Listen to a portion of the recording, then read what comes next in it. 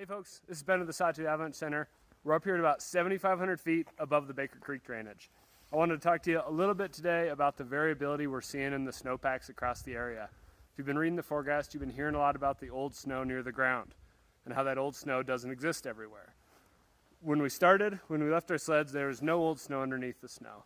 As we climbed up, we're at 7,500 feet and we're just starting to find a little bit of old snow underneath here.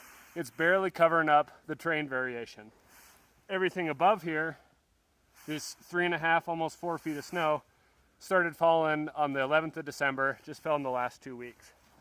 I know because I was up here about 10 days ago. As we climb up just a little higher, that old snow gets thicker, it covers up the rocks, the stumps and whatnot, and because of that, all of a sudden, you get into an instance where you're really worried about that old snow at the ground.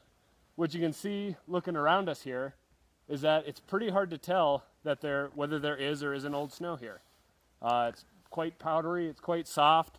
We're able to ride off trail with our sleds and walk off trail easily with our skis. So it's challenging to tell where that old snow is and where it isn't just by looking. However, it's important that you know where it is. On aspects where it isn't, you can find pretty good riding and much safer conditions. Not safe, but much safer. On aspects where there is old snow, it's quite scary and very large avalanches are possible. All right, so we've climbed 600 feet from where that video was taken, 600 feet higher. And what you're seeing at the base of the snowpack is instead of just that little thin icy crust, we've got kind of stacks of these weak sugary facets. These are the weak snow that we're talking about in the forecast that's creating our persistent slab problem. I'm gonna quick isolate this column here for you.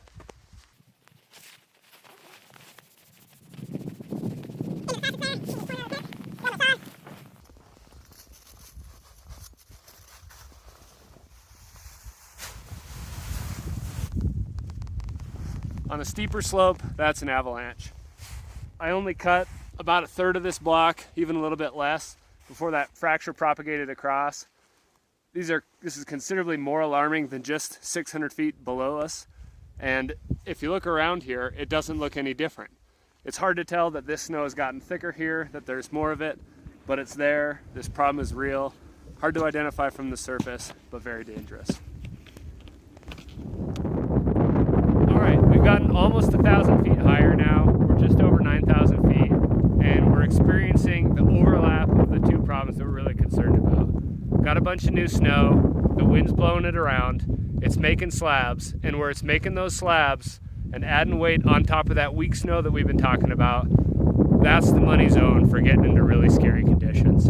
If you look in front of me here, we're standing back on a safe location here, but just in front of me you can see this crack in this cornice here. This travels for hundreds of feet in each direction.